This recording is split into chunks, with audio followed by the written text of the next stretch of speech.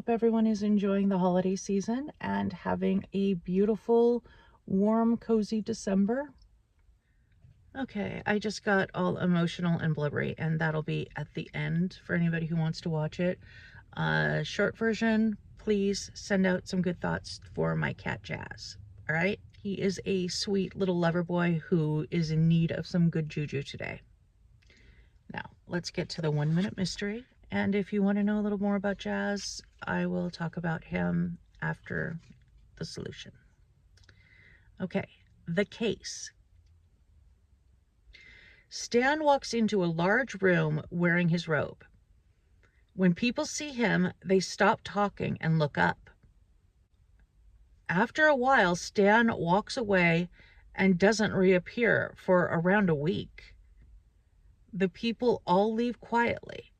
Some leave Stan money. I have a guess already.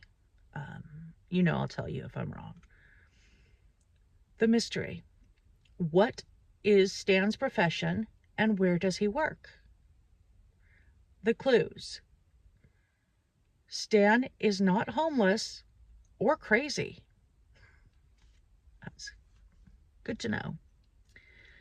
People look up to Stan. Stan likes to serve, but he doesn't play tennis. Stan always works on Sunday. Stan's not a family man, but is a man for families. Oh, wow, I was way wrong. Way, way, way wrong. Okay, so take 1 minute, take your 60 seconds, give it some thought, go.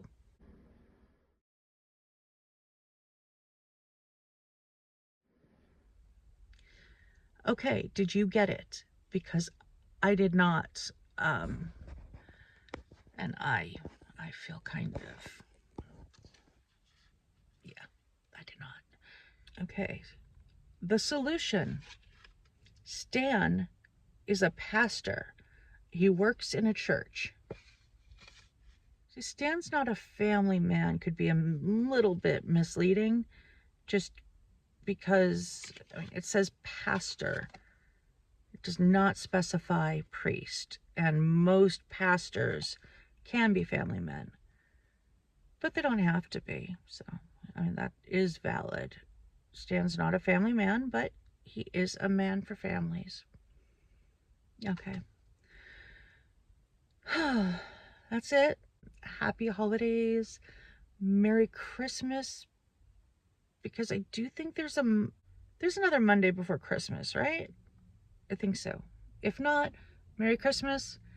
Happy holidays. Sending good, warm, cozy energy to you.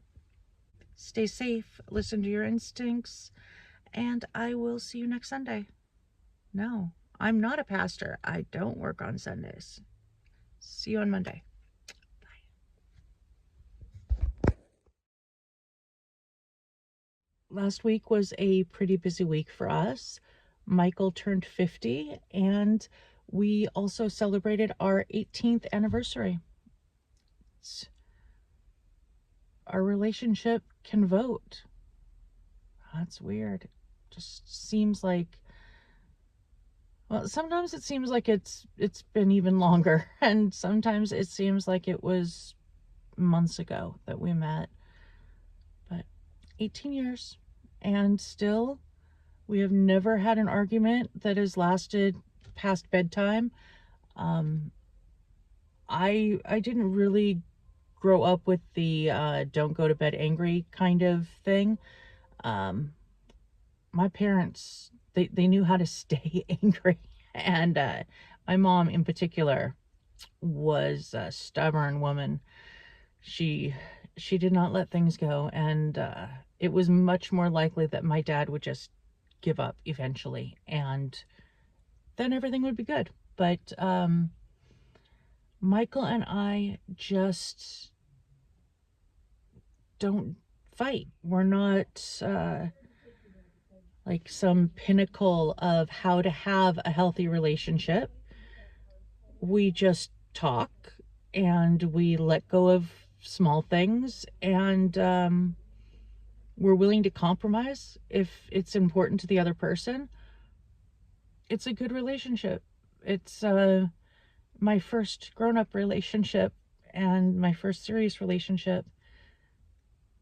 No, it's my first committed relationship. Not my first monogamous relationship, but the first time I have been committed to someone. I don't even know what I'm trying to say. Just, I love him. He loves me, and we're all good. And I am very grateful to my ex who cheated on me after I bought tickets to go see his favorite band, because I went alone and I ran into some friends from high school who happened to be there with their friend Mikey. And that's how we began dancing the night away. Anyway, so that was random. Today is a less pleasant day. Jazz is going to be going through surgery.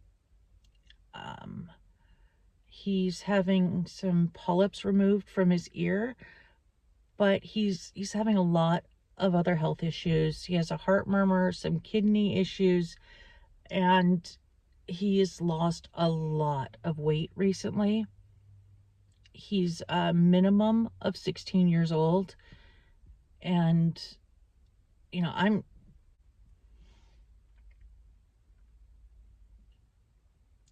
Jazz is a very chill, very cool dude.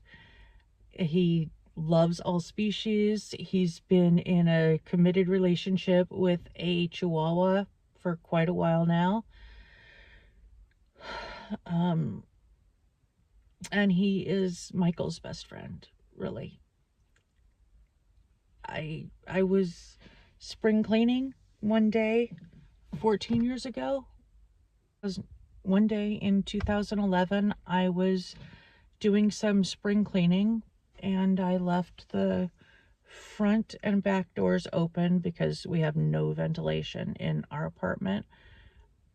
And he just wandered in, sat down. In my first apartment, the people who had lived there before me left their cat behind, or couldn't find him. I don't know.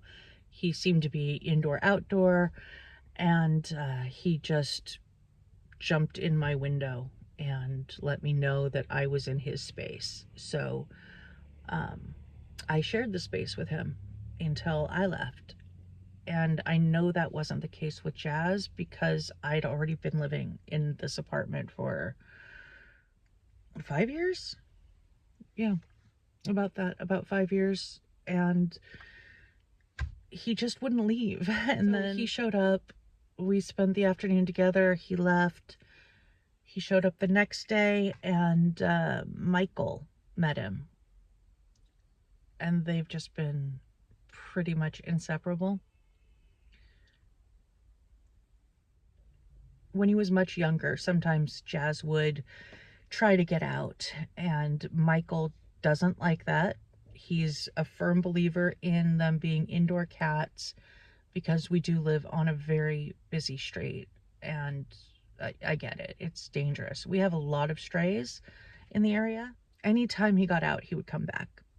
If it was hot, he might be sprawled out under my car waiting until I came and found him. And one of the more memorable times, he showed up with a line of other cats following him. It was just this little parade of strays, and it was horrible. It was painful to tell them to go away. It was like he invited his friends back to his party pad, and I had to be the parent and say, no, we're full. No party. He's just a very sweet cat who gets along with anyone who is willing to get along with him. Jazz is the kind of cat that likes new humans, that gets along with birds, rabbits, guinea pigs. anybody who is just going to be nice to him. It doesn't matter if it's an 80-pound dog or his, 10-pound Chihuahua girlfriend. He loves everybody. And he was around 9 pounds in August, and he recently weighed in at 5.7. He's had diarrhea for a couple months, and none of the medications are working. The pumpkin puree is not working. The special digestion food is not working. He's eating and drinking as normal. He's a bit disoriented, which could be related to dehydration, to weight loss, or just the ear issues. This, really antibiotic resistant ear infection and polyps that have made it fairly ineffective to use drops. Anyway, the surgery is very simple. It's just slicing and cauterizing a polyp or two, maybe 3, depends on what they find. The worry is the anesthesia and his age, his weight, his health. We're all kind of gathering to say good luck in his surgery, and so if you could, I would appreciate a little thought, prayer, vibe, spell, whatever you do, whatever positive energy you can send into the universe. He deserves it.